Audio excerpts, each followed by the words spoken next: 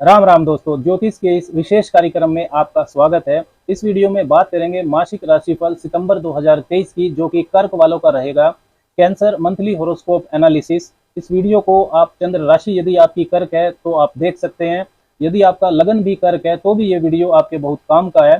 सितंबर के महीने में घरों की स्थितियां क्या संकेत आपके लिए दे रही हैं, आपके जीवन के विभिन्न क्षेत्र, शिक्षा का पक्ष, संतान का पक्ष, भाग्य का साथ, वैवाहिक जीवन, नौकरी, व्यापार, ये सब कैसा रहने वाला है, इसकी चर्चा विस्तार से इस वीडियो में करेंगे। देखिए, जो मासिक राशिफल है ये एक पूर्वानुमान देता है आपको आने वाले महीने की घटनाओं के बारे में, जिससे आप अपना व्यवहार बदल सकते हैं, अपनी योजना जो है उसके अनुसार बना सकते हैं। तो सबसे पहले कर्क वालों के लिए घरों की स्थितियों को अगर समझें कि सितंबर में कैसी रहने वाली है घरों की स्थितियां, तो आपके राशि में ही शुक्र रहेंगे और 4 सितंबर से जो शुक्र हैं वो मार्गी हो जाएंगे। सूर्य जो कि आपके लिए धनेश है वो आपके दूसरे भाव में रहेंगे सिंह राशि में 17 सितंबर तक, और 17 सितंबर के बाद वो तीसरे भाव में कन्या राशि में चले जाएंगे। सूर्य के साथ बुध भी रहने वाले हैं। बुध पूरा महीना ही रहेंगे सिंह राशि में दूसरे भाव में। 15 तारीख तक वो वक्री रहेंगे, फिर वो मार्गी हो जाएंगे। और तीसरे भाव में कन्या राशि में मंगल रहने वाले हैं पूरा महीना। और चौथे भाव में केतु हैं आपके, वो चल ही रहे हैं काफी समय से। और अष्टम भाव में वक्री शनि चल रहे हैं अपनी मूल त्रिकोण राशि कुंभ में। शनि की अष्टम ढैया आपको चल रही है। बृहस्पति और राहु का चंडाल दोष अभी भी बना हुआ है मेष राशि में आपके दसम भाव में। और जो बृहस्पति हैं वो 4 सितंबर को वक्री होने वाले हैं। अब बात करते हैं परिणाम की कि क्या इंटरप्रिटेशन इन घरों की स्थितियों से लेनी चाहिए, क्या संकेत इनसे मिलते हैं सितंबर के महीने के बारे में। तो सबसे पहले स्वास्थ्य की बात करते हैं। तो स्वास्थ्य की जानकारी पहला भाव और पहले भाव के स्वामी से मिलती है। आपके पहले भाव के स्वामी चंद्रमा बनते हैं, जो कि बहुत फास्ट मूविंग प्लेनेट हैं। 2.25 दिन में ही वो अपना गोचर बदल लेते हैं, राशि बदल लेते हैं। लेकिन इस महीने एक नैसर्गिक शुभ ग्रह शुक्र आपके पहले भाव में है, तो स्वास्थ्य आपका अच्छा रहेगा। शनि की ढैया चल रही है आपको अष्टम भाव से, तो शनि क्योंकि वक्री है और दूसरे भाव पर उनकी दृष्टि है, तो खाने पीने में आपको लापरवाही नहीं करनी है। पहले से यदि आपको कोई क्रोनिक डिजीज है, ज्वाइंट पेन है, नसों में दर्द है, कोई इस तरीके की पुरानी लंबी चलने वाली आपको बीमारी है, तो आपको विशेष ध्यान रखने की जरूरत है। वैसे सितंबर के महीने में स्वास्थ्य आपका अच्छा रहने वाला है। सितंबर के महीने में शिक्षा पक्ष को समझें तो 5वां भाव होता है शिक्षा का। 5वें भाव के स्वामी मंगल तीसरे भाव में रहेंगे। मंगल आपके लिए योग कारक है। केंद्र और त्रिकोण के स्वामी पंचम और दसम भाव के स्वामी बनते हैं।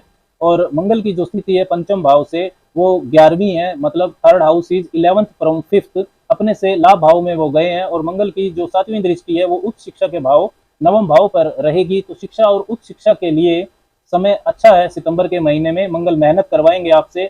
स्पोर्ट्स, टेक्नोलॉजी, इंजीनियरिंग के जो छात्र हैं उनको विशेष रूप से लाभ मिल सकता है। मंगल की जो चौथी दृष्टि है वो छठे भाव पर है, जो कि कॉम्पिटिशन का होता है। कॉम्पिटिशन एग्जाम की अगर आप तैयारी कर रहे हैं और सितंबर के महीने में एग्जाम है, तो आपको शुभता विशेष रूप से मिल सकती है। अपना फोकस आप बढ़ाइएगा। अब बात करते हैं भाग्य की स्थिति की। कैरियर, नौकरी, व्यापार, धन की स्थिति, ये सब कैसी रहने वाली है सितंबर के महीने में। नवम भाव होता है भाग्य का, और नवम भाव पर योग कारक मंगल की दृष्टि आ रही है, जो तीसरे भाव में रहेंगे। और 17 सितंबर के बाद सूर्य भी तीसरे भाव में आ जाएंगे, तो उनकी दृष्टि भी नवम भाव पर आएगी। नवम भाव के स्वामी जो बृहस्पति हैं वो राहु के साथ हैं दसम भाव में।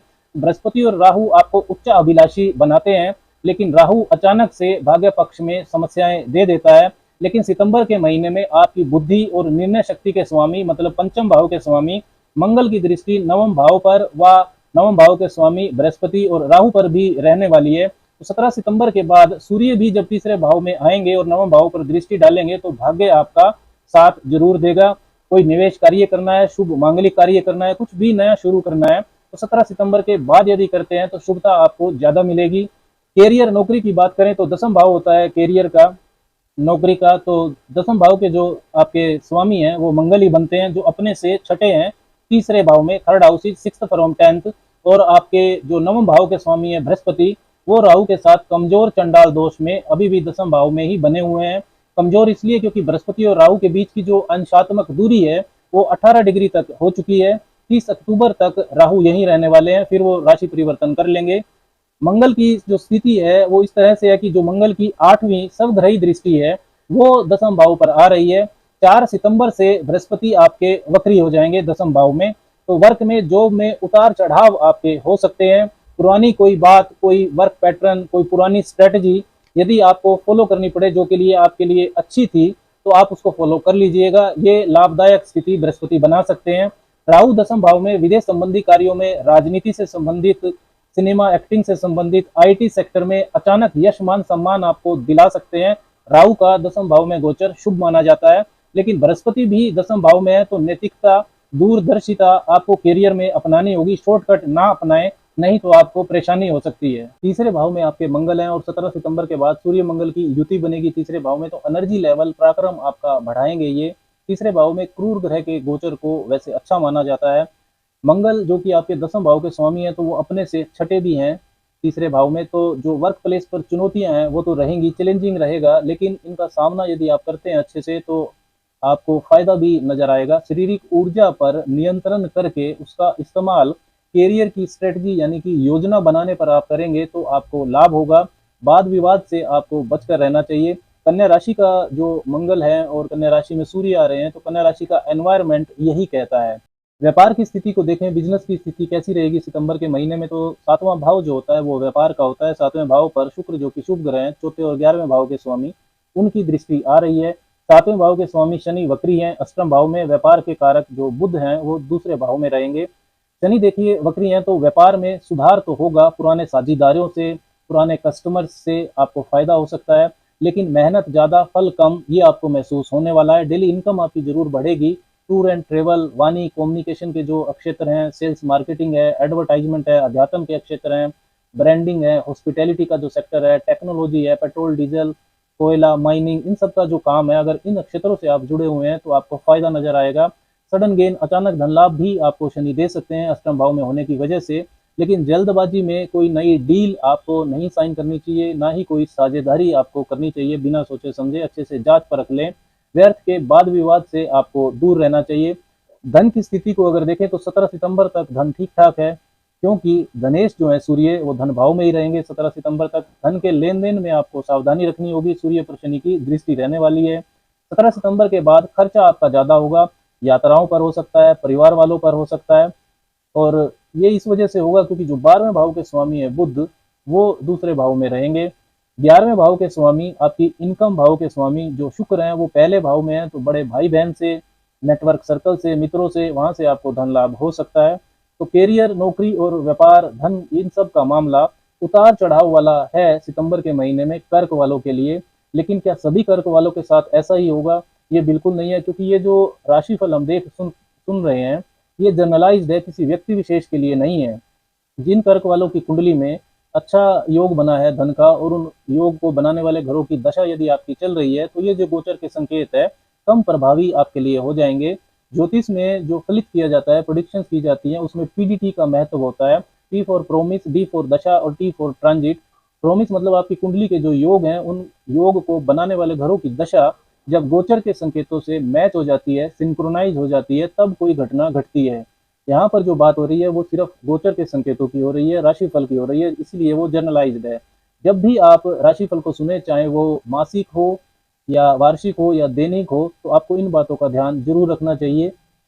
रिश्ते और पारिवारिक जीवन की अब बात कर लेते हैं, तो सबसे पहले विवाह को देखें तो सातवां भाव होता है विवाह का। सातवें भाव के स्वामी शनि बनते हैं, जो कि अष्टम भाव में है, वक्री हैं, और शुभ ग्रह शुक्र की दृष्टि इस महीने आपके सातवें भाव पर आ रही है, जो कि रिश्तों में मधुरता को निश्चित रूप से बढ़ाने वाली है। लेकिन शनि की जो स्थिति है अष्टम भाव में वक्री होना, ये बताता है कि रिश्ते में ज्यादा समय आपको देना पड़ेगा।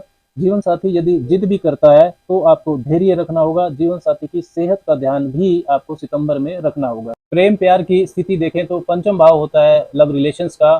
शनि वक्री की 10वीं दृष्टि आपके पंचम भाव पर रहेगी। पंचम भाव के स्वामी मंगल तीसरे भाव में है, तो कर्क वालों के प्रेम संबंधों में जनरली उतार चढ़ाव, कम्युनिकेशन गैप तो ज्यादातर देखने में आता ही है, क्योंकि पंचम भाव में वृश्चिक राशि पड़ती है, और वृश्चिक राशि में 8वें भाव के गुण होते हैं। काल पुरुष के जन्मांक में वृश्चिक राशि अष्टम भाव में पड़ती है। अब इस महीने मंगल भी तीसरे भाव में है, जिसमें 8वें भाव के गुण होते हैं। एट्थ हाउस से 8वां ही होता है तीसरा भाव। Third house is 8 from 8। तो गिविंग एटीट्यूड यदि आप रखेंगे तो रिश्तों में आपको फायदा होगा। ईगो आपको डाउन रखनी होगी, गुस्से का भी आपको ध्यान रखना होगा। पिता और गुरु से आपके वाद विवाद हो सकते हैं। मंगल की जो 9वीं दृष्टि, 7वीं दृष्टि है, वो 9वें भाव पर रहेगी, और 10वें भाव पर भी मंगल की दृष्टि रहने वाली है। माता से जो संबंध है उसमें सुधार होगा। अगर मतभेद आपके चल रहे थे तो उनसे संबंध सहयोग अच्छा होगा। माता के स्वास्थ्य में भी सुधार के संकेत दिखाई देते हैं। हालांकि केतु आपके चल रहे हैं चौथे भाव में, लेकिन चौथे भाव के स्वामी शुक्र आपकी राशि में ही रहेंगे, पहले भाव में। घर जमीन वाहन खरीदते समय कागजात आपको अच्छे से चेक कर लेने चाहिए। इस महीने के कुछ विशेष उपायों की अगर बात करें तो हर रोज सुबह आपको 2 मंत्र 10-10 मिनट जपने चाहिए। पहला मंत्र जपें नमः शिवाय और दूसरा मंत्र जपें चंद्रमा का मंत्र ओम सोम सोमाय नमः। मंगलवार और शनिवार को हनुमान जी के दर्शन करना और उस दिन घर पर बैठकर सुंदरकांड पढ़ना भी आपके जीवन में शुभता को बढ़ाएगा। अब बात करते हैं कुछ शुभ तारीखों की, जो कि चंद्रमा की मूवमेंट और नक्षत्रों की गणना पर आधारित है। इन शुभ तारीखों पर आपको धन लाभ हो सकता है, मन आपका खुश रहेगा, कॉन्फिडेंस लेवल आपका बड़ा चढ़ा रहेगा। ये तारीखें हैं 1, 5, 6, 7, 10, 11, 14, 18, 24 और 26। इसके विपरीत कुछ तारीखें ऐसी हैं जिस पर आपको वाद विवाद का ध्यान रखना पड़ेगा। आपका टेम्परामेंट इन तारीखों पर हाई रह सकता है, मन में आपके उत्साह की कमी रह सकती है। धन का लेन देन भी इन तारीखों पर आप सावधानी से करें तो अच्छा रहेगा। ये तारीखें हैं 8, 9, 19, 23, 27, 28 और 29। अब बात करते हैं सितंबर के महीने के व्रत और त्योहारों की। तो व्रत और त्योहार से आपका आध्यात्मिक विकास तो होता ही है, लेकिन इन तारीखों पर, तिथियों पर यदि आपकी कुंडली में कुछ ग्रह दोष हैं तो विशेष उपाय भी किए जा सकते हैं। 3 सितंबर को श्री गणेश चतुर्थी का व्रत रहेगा। 7 सितंबर को जन्माष्टमी रहेगी। श्री गुगा नवमी 8 सितंबर की रहेगी। कलंक चतुर्थी 18 सितंबर की रहेगी। चंद्र दर्शन इस दिन निषेध होता है। 21 सितंबर को सूर्य षष्ठी का व्रत रहेगा। 23 सितंबर को श्री राधा अष्टमी रहेगी। श्री हरि विष्णु की उपासना के लिए विशेष तिथियां एकादशी अजा एकादशी 10 सितंबर की रहेगी और पद्मा एकादशी 25 सितंबर की रहेगी। 17 सितंबर को अश्विन संक्रांति है। 14 सितंबर को भाद्रपद अमावस है। भगवान शिव के लिए विशेष तिथियां 12 सितंबर को भौम प्रदोष व्रत रहेगा। 27 सितंबर को बुध प्रदोष व्रत रहेगा और 13 सितंबर को मासिक शिवरात्रि रहेगी। 19 सितंबर को भाद्रपद पूर्णिमा है और उसी दिन पितृपक्ष भी आरंभ हो जाएगा। राम राम।